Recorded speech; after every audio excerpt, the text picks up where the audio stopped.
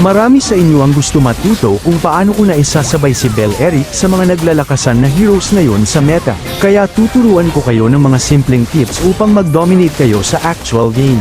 Napakalaking bagay para sa mga players ang may maayos na itemization sa isang hero. Karamihan ngayon ay nakadepende na sa item na Sky Piercer upang pang-secure ng kill, which is malaking tulong ito sa passive ni Bell-Eric na damage reflection. Samahan mo pa ng Blade Armor at Dominance Eyes. Ngayon ang gagawin mo na lang ay dikita ng mga kalaban at huwag mag-alangan na tumanggap ng damage upang ma-activate at ma-spam ang passive mo. Maniwala ka sa akin, walang makakapigil sa iyo. Kung pambalagbagan na build naman ang hanap mo, gamitin mo ang mga recommended items ko. Gamitin mo ang emblem na Tank, Vitality para sa extra 225 max HP, Tenacity para sa additional defense, at Brave Smite na nagre-restore ng 4% ng iyong max HP kung ikaw ay magdidil ng skill damage sa iyong mga kalaban.